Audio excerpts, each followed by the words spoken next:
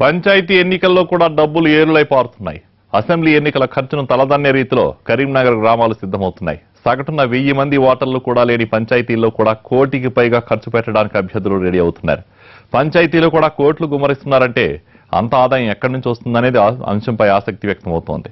Party రహిత ఎన్నికలైనా సరే రాజకీయ పార్టీలు మాత్రం డబ్బులు పంపిణీకి వెనకాడటం లేదు. గాంధీజీ కలలు కన్న గ్రామ స్వరాజ్యం మాట దేవుడెరుగు. పంచాయతీ ఎన్నికల వాతావరణం పల్లెల్లో పూర్తిగా వ్యాపారమైంది. ఉత్తర తెలంగాణ ఉద్యమ కేంద్రం కరీంనగర్లో పంచాయతీ ప్రచార ఖర్చు కోట్ల రూపాయల్లో ఉంది.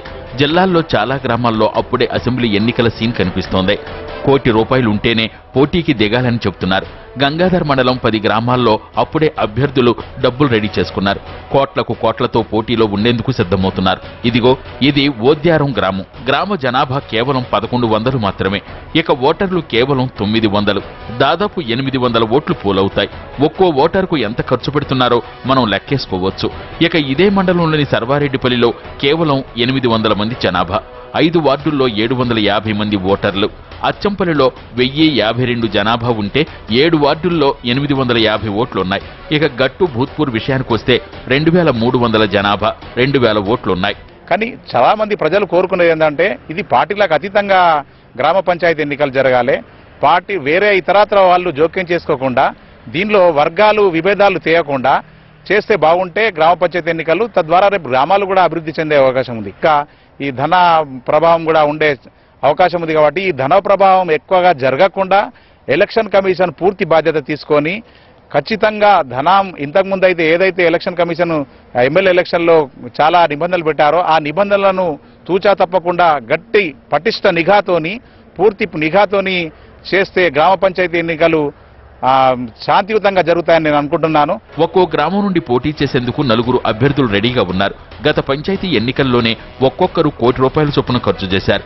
ఈసారి ₹1.5 కోటి ఖర్చు పెట్టడానికి కూడా సై అంటున్నారు. మిగతా పంచాయతీల్లో 5-6 లక్షలు ఖర్చయితే ఓద్యారం, నాగుల మల్యాల, గట్టు భూత్కూర్ లాంటి చోట్ల ₹1.5 కోటి వరకు ఖర్చవుతోంది.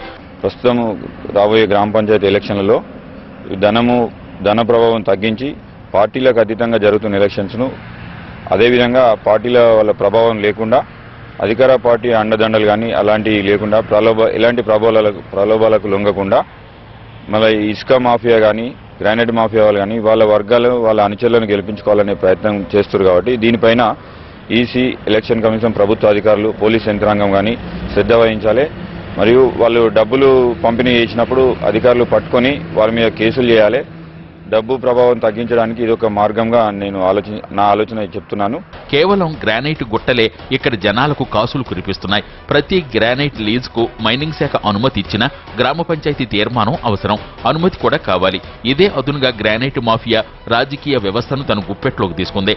గ్రానైట్ మాఫియా గుట్టు పంచాయతీ పెద్దల చేతుల్లోనే ఉందనే వాదన ఉంది. ముఖ్యంగా ఈ గ్రామ ఎలక్షన్లలో ఎక్కడైతే గ్రానైట్లు ఉన్నాయో, గుట్టలను ధ్వంసం చేసేదానికి గుట్ట మాఫియాలు, ఆ ఎమ్మెల్యేలు, ఎంపీలు ప్రయత్నం చేస్తారు.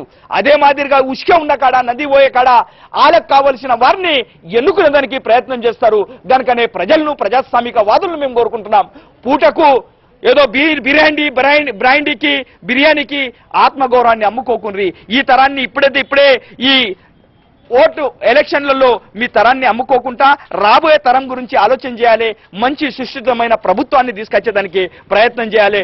డబ్బు లేని ఎలక్షన్ ను మనం కోరుకుందామని నేను కోరుకుంటూ, ఇప్పుడు ₹1 కోటి ఖర్చు పెడితే 5 ఏళ్లలో గ్రానైట్ ద్వారా 5 సంపాదించవచ్చన్నది అభ్యర్థుల ఆలోచన.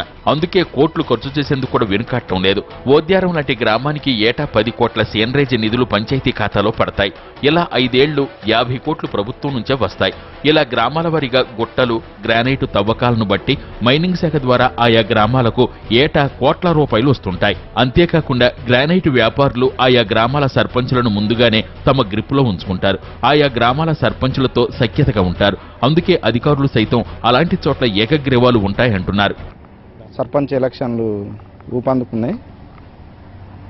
పైసలు ఉన్నోళ్ళే మెజార్టీ ఉన్నది. బాగా ఎమ్మెల్యే ఎలక్షన్లు ఎంత అడవిడిగా ఉన్నాయో అంతకంటే ఎక్కువ అడవిడి ఇక్కడ బాగా ఉన్నది. డబ్బు ఉన్నోళ్ళను డబ్బు బాగా ప్రవాహం ఉంది కాబట్టి గవర్నమెంట్ వాళ్ళ మీద కొంచెం చర్య తీసుకొని అరికట్టేటట్టు వాళ్ళను చూడాలి. అన్ని మాఫియాలు, ఇసుక మాఫియా అయినా ఏదైనా అన్ని దందలు బంద్ అయ్యేటట్టు ప్రభుత్వం చూసుకోవాలి. వాళ్ళ చర్య బాగా వాళ్ళని పట్టుకోవాలి, డబ్బు ఖర్చు పెట్టేటోళ్ళను. గ్రానైట్ తవ్వకాలతో గ్రామాల అభివృద్ధి కుంటుపడుతుందనే వాదన కూడా ఉంది. గ్రానైట్ ధూళితో గ్రామీణుల ఆరోగ్యం దెబ్బతింటోందని స్థానికులు, ప్రజా సంఘాలు ఎప్పటినుంచో ఆందోళన చేస్తున్నాయి. ఈ ఎల్గందల్ గ్రామంలో గ్రానైట్ చేయబట్టి మాకు చాలా ఇబ్బందిగా ఉంది. అందరూ కూడా గ్రామస్తులు చాలా బాధపడుతున్నారు. ఏంటంటే ఈ గ్రానైట్ డస్ట్ చేయబట్టి ఇళ్లలో చొరవడం, ఇళ్లకు డైరెక్ట్ ఇంటి చుట్టూ మొత్తం మన డస్ట్ పొడి నింపడం. మరొకటి రోడ్ల మీదనే లారీలతో పోతున్నాక చాలా ఇళ్లలో పగుళ్ళు వస్తున్నాయి. ఇళ్లలో విషజ్వరాలు ప్లస్ ఆస్తమా కూడా చాలా మందికి వచ్చినాయి. ఎన్నోసార్లు కూడా మేము చెప్పినాం మన గ్రామ పంచాయతీ నుండి.